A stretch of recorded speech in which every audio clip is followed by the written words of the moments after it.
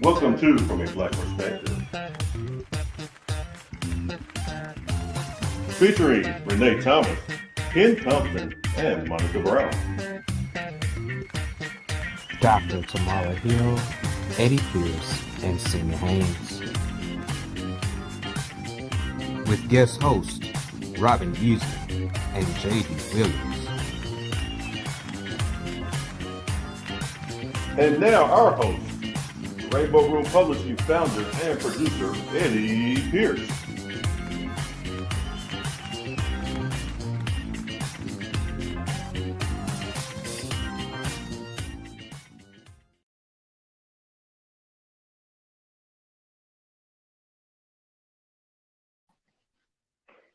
Hello and welcome to From a Black Perspective. Bear with me here a second. We're dealing with a few difficulties in light of the weather. But I wanted to welcome you all to our great show. As you see, we are bringing you very high energy, and we're hoping that you will cheer us on in the comments. Keep in mind that you are also, we're also hoping for crowd participation in the comments in the form of your questions to the authors, and we will be handing out a number of prizes in the background, in the comments, for those of you who not only ask the best questions, but for those of you who ask the most questions. All right, so keep that in mind. And before going any further, just a quick reminder that Rainbow Room Publishing LLC has 4 objectives, one of which is to support small businesses. And for the purposes of this event, we will be focusing in on businesses that happen to be Black owned and or operated. So please pay attention to these ads, love on them, visit their sites, consider their projects, and stream their music. But of course, that is not why you all are here. We are here to see the stars of the afternoon, as I'm referring to them. And I feel that I am quite apt to say that they are stars.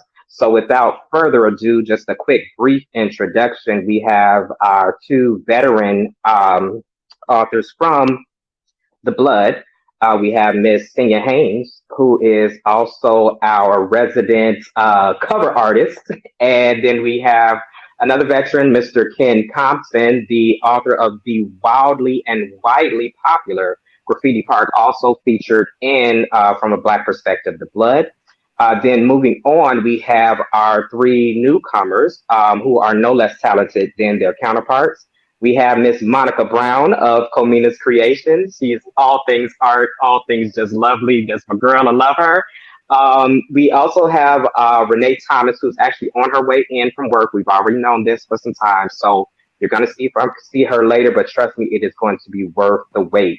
This is one of my personal stars in that she was published twice in 1 month, one for the people and one by herself for My House Cries Tears. And so we're going to get to some information on how you can get that later. And then finally, we have the brilliant columnist herself. I call her Doc, but you're going to call her Dr. Tamara Hill. And she, unfortunately, is not able to be with us. She's actually working on an amazing opportunity, and it's one of the reasons that she and everybody else here was selected. But she did work really hard to bring you all a pre-recorded piece. And trust me, everybody all down the line, fire, fire, fire, fire, fire. And I'll give myself one, fire. All right. But we'll get our authors out of here for just a second. You're going to be hearing from them later. Right now, we're going to bring up our great co-hosts. We have Miss Robyn Easley and we have Mr. JayDee Williams. Let's see here. Robyn will be back with us in a second. But how are you doing today, JayDee? I am great. How are you doing? I'm glad to be here. Good to have you, brother. Always happy to have you on board, especially when we're doing some promotional stuff. You're great at what you do. I call the man the plug because he is the plug, Mr. JayDee Williams, the CEO and the host of the Sunday Takeout.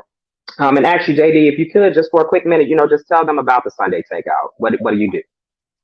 Sure. So the Sunday Takeout is also all things art. So anything that has anything to do with food, music, and art, which is three of my favorite things. So I incorporated that into the Sunday Takeout. And what I do is host several events around the city. Also got some pop-up shops and things like that in the works. So that's pretty much what the Sunday Takeout consists of: all things food, music, and art. Awesome. All right. And we got Robyn. And I want y'all to know, please know, my sister Robyn is all things professional, okay? Anything that's going on with anybody's cameras, especially know that for those of us in Dallas, we are dealing with storms rolling back and forth overhead. These clouds are messing with some of everything. But Robyn, how you doing today, sis? Okay, so she will be, let's see, we got her back in. Let me bring this one in instead. All right, how you doing today, Robyn? Hey, good, Eddie. How are you and JD? Thank you for having me. I'm sorry about You the very technical difficulties. no, you good. And see, that's why you're here, girl, because what did we talk about, everybody? Redundancy, redundancy, redundancy.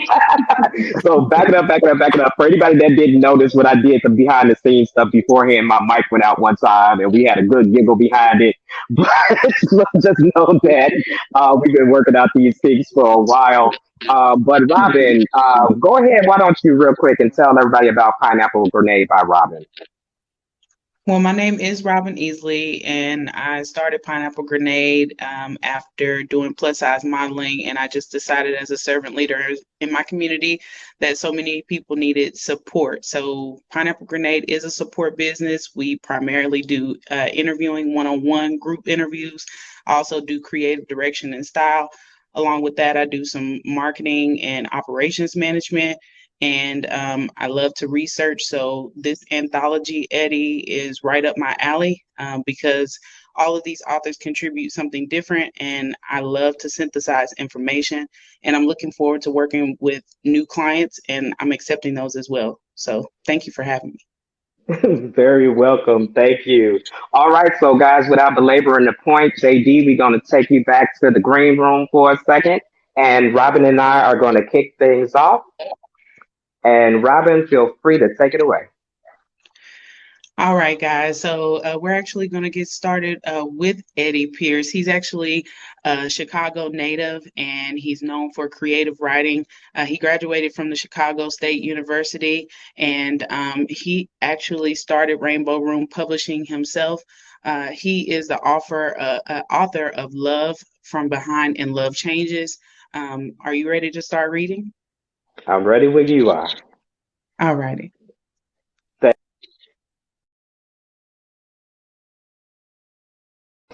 Thank you again, Robyn, for that awesome introduction. For anyone who is not aware, my piece, Your Ways Warning, is partially inspired by the work of Chinua Achebe when he did the work Things Fall Apart, where he depicted the colonization of the African continent. And so I am, in a sense, paying homage to him and putting my own spin on things. Your Ways Warning. Mind your breathing, watch his feet. Find your center, plant your feet.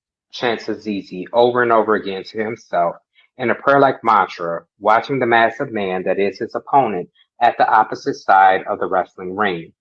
Taking one last breath and calling upon all of his courage, the slight boy springs towards his opponent, who twists his own body and catches Azizi by his waist just as he attempts to speed past him. Gripping him by the waist from behind, the man sweeps Azizi's feet out from under him and in a loud thud drops to the ground atop his captive. What did you do wrong this time, Azizi? Asked the man exasperated. I forecast my strike, father. He answers despite a face muffled with dirt. How many times have I told you his father grumbles while standing to his feet. Surprise is your ally. Give the boy time, Jabali calls one of the other fathers. He is only 11 summers. I was toppling opponents twice my size at that age, Jabali retorts with subdued venom. What are you waiting for? He shouts back at Azizi, who sits on the ground nursing a very sore midsection. At his father's thundering gaze, Azizi jumps to his feet. No point in embarrassing ourselves any further, Jabali speaks almost to himself and storms off in the direction of his family compound, with the demoralized Azizi in his wake. Entering the compound of round thatched huts, Jabali nearly trips over a small pig running loose. Curse you, wretched swine! He shouts, kicking after the retreating animal. At the sound of his voice, two of his three wives sharply turn from their chores in his direction, and the small children who played carelessly at their feet run into one of the wives' huts. Madiwa, the first wife, calmly puts down the basket she was weaving at the sight of her son, Azizi, finally coming into view. She rises and walks to him, casting a glance full of condemnation at her husband. Don't look at me as if I were one of the children, woman, he verbally spits at her, the last word more insult than moniker. Only a mule or a child will continue down the same stubborn path expecting to reach a different destination, she boldly replies. One of the other two women's wives just barely giggles at Madiwa's response. When Jabali turns his dark countenance their way, the two quickly drop their heads and continue to work with blank expressions as rigid as stone. You go too far, woman, he says, turning back to Madiwa, who is attending to Azizi's bruised chest and waist.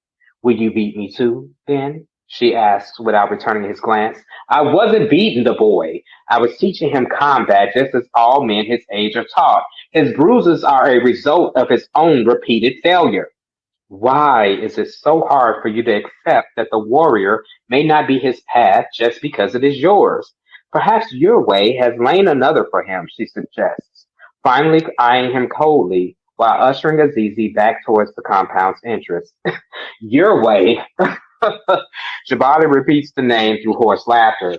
You women and your wives' tales. Only women, children, and weaklings acknowledge this make-believe coddling goddess. Anyone with the sense of a gnat knows that Kandu is supreme. It is by his mighty arm that the prosperity and peace of our village are guaranteed. Behind Jabali's back, the other two wives slightly nod their heads and make signs to ward against evil. Madiwa looks beyond him and calls the other children to her. Come, we will gather water for the evening meal. She turns on her heel and leads the children out of the compound with Jabali still chuckling to himself. Your way, whatever. Mother, Azizi calls as he and the rest of the children, make their way to the stream carrying clay pots of varying sizes. Don't you fear, father? A slight smile crosses Madiwa's face as she considers the example she sets for the children. Her silence catches all of their attention. I respect my husband, but I fear your way. The children look upon her with puzzlement. Mother, who is your way? Asks one of the smallest children.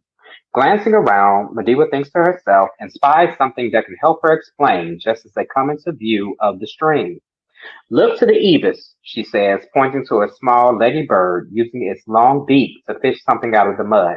It pulls a shellfish out of its shell and feeds it to one of its hatchlings. And there, drawing their attention to a wildcat diligently cleaning a kitten with its tongue. And down the stream, their eyes follow hers to a mother elephant standing vigil over her young as they splash and tumble in the water. Oh, so your way is a mother, Azizi deduces. Not exactly, child, answers a voice that crackles like a low flame.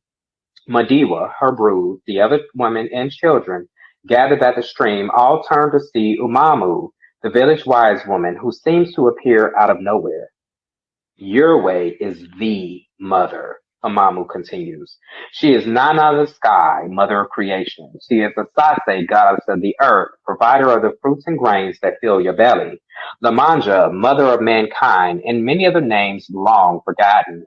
All mothers are her collective fleshly manifestation, and all men the sons who defend her honor. So she's Kondo's mate, asks one of the small boys. Amamu laughs in response while drawing the warding sign against evil in the sand with her walking stick. The women all make vain attempts to suppress their laughter while imitating her gesture in the air with their hands. No, no, no, little one, she finally answers, nodding her head full of tightly wound silver locks. She settles herself on the bank of the stream and calls the boy to her. His mother gently pushes him towards the wise woman. Your way is no one's mate, she explains, folding her slender arms around the boy as the other women coax the rest of the children to Amamu's feet. For the briefest second, she beams at the sight of Azizi reluctantly joining the younger children. Kandu is a usurper. He's an invention of man, a justification for petty tribal wars. It is your way who provides our prosperity and maintains our peace. While other villages have fallen to the traditions and weapons of the pale ones, your way keeps us safe and hidden in our bosom. Still, she has been forsaken far too long. Her name has been ridiculed, her sacrifices neglected and offered up to the false ones. Just as any mother, Yahweh's patience is only as long as the horizon. With each phrase, her voice demonstrates a mixture of grief and condemnation. Somberly, she kisses the first child's forehead, releases him, and moves to rise with the aid of her walking stick. But all of this comes to an end with the light of the next full moon, she says, concluding her statement, finally rising to her full height. The next full moon, gasps one of the women. The festival, exclaims another. They look to each other in fear, vigorously attempting to ward off the evil. Imamu, is there any way to appease her? Modiwa turns toward Imamu to ask, but finds the wise woman has disappeared just as suddenly as she appeared. The women and children draw the water and make their way back to the village with mixed emotions regarding the wise woman's proclamation. They come to one conclusion. Your way will make her presence known at the festival, during which they will consecrate the fields and celebrate the planting season. Mother, calls Azizi, what sacrifice does your way require of us? I honestly don't know, my son, she answers, uncharacteristically troubled. It is said that in the past she has demanded trinkets as small as the seedlings we plant, or as costly as the life of a village elder. The myth of your way. In the beginning, chaos dwelt alone. She was courted by 3 male deities. Each wanting her as his mate presented gifts as tokens of their affection. The first gave her a crown of eternity. The second gifted her with a shawl of pure light. The third bestowed upon her a breastplate of fertility. Chaos accepted all of their tokens. In time, the 3 hopeful suitors became impatient and very competitive. When she took too long to choose between the 3, they became blind with rage and violently snatched their gifts away, nearly killing her. The crown shattered, creating time. The shawl rippled and the pieces ripped and the pieces formed the heavenly lights. The breastplate cracked to reveal that she was with child. Out of remorse, they each spoke a blessing over her womb and covered her in a protective cocoon. With their anger cooled and collective self-absolution satisfied, the 3 retired to the palace of the heavens. In time, the cocoon split and order emerged full of new life, her womb protesting its load. As her womb labored, she spread out her limbs, transforming her curves into the hills and the valleys. The trees, flowers, and plants sprang up forth from her hair. In the fullness of time, she gave birth to Doomfire of the sky, Anaje of the flame, and Banga of the seas. In harmonious love, they looked upon her and called her your way, blessed mother. Banga covered her nakedness with the seas, rivers, and streams. Ananje provided her warmth in the winter. Doomfire, the firstborn, protectively watched over her from the firmament of the heavens, sending cooling breezes. Using the power that they inherited from your way to create as well as destroy, they further cultivated the land. In return, she provided each son the gift of a bride, to whom they each presented their dual power to create and destroy as a bridal gift. Together, the 3 couples gave birth to the nations of man. Your way, weary from her labor, went into a deep sleep, waking only periodically for sacrificial offerings or at the behest of her 6 children and their descendants. There's trouble in the village. Mama is coming to settle the matter. If you want to see how she handles it, and she does handle it, get the book. Thank you. All right, so that's my piece. If you give me a second here. Thank you all. Thank you so much for the feedback. It was great. Love you all. Hope you enjoyed the story. As you see in the banner going across, we are looking for your questions and your comments that will make you eligible for the prizes that we've talked about in the past. You will see, especially if you go into the Eventbrite and look at the add-ons, several of those are prizes, but we will be handing out a number of things, and so look forward to some more information on that. Robyn, how you feeling? Did you like the story? I'm sorry, Eddie, I'm unable to hear you. I'm so sorry. It seems like it's a strong connectivity issue on my end, but if you are able to hear me now, I'll just go ahead and ask the question. Go for it. All righty. So great reading from Urwy's warning. I believe that this piece sets the tone for the opener in the people.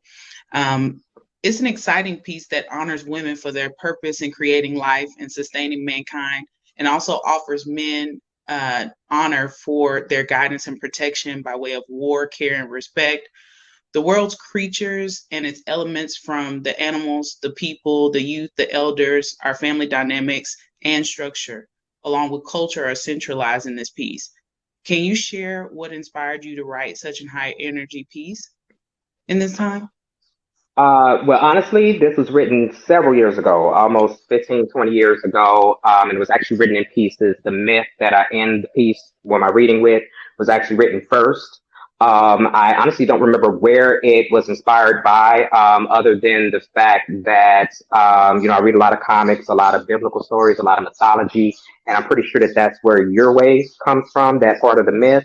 And then you had the matter of the story itself, which was actually inspired by a dream. The first scene of the story was actually something I dreamt, the father and the son in the sparring match, and that there was some contention there because the son wasn't the warrior that his father was.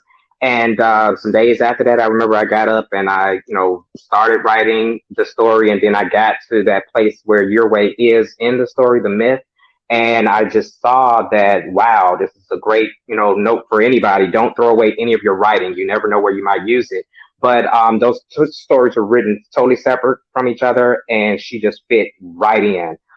So it was purely out of inspiration and imagination, not something that I ever intended to publish.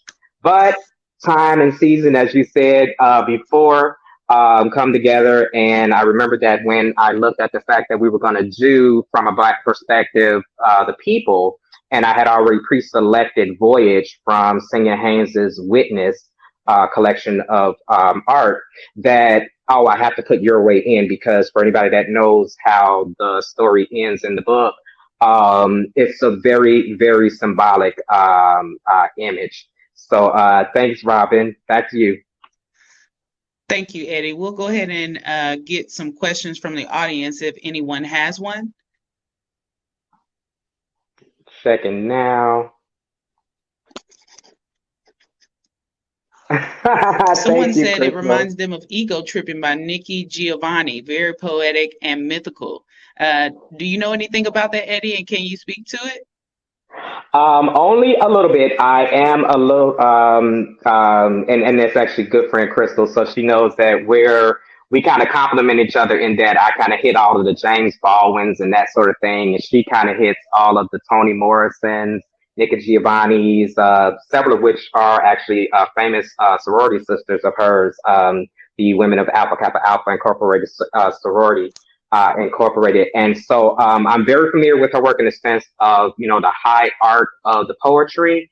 As far as the mythological part, honestly, I don't know. And that's something that Crystal and I could definitely talk about at a later date. We'll go ahead and take it into a commercial break now. Thank you, Eddie. Thank you.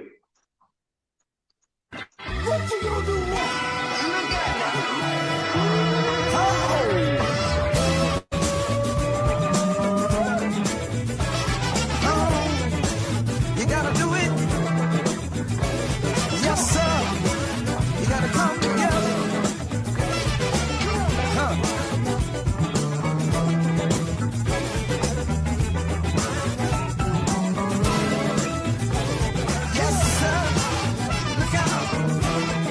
Groove with Aswell Hasworth and the Love Sessions Orchestra, Monday nights at the Freeman Cajun Cafe and Lounge in Dallas, Texas, and stream their music everywhere.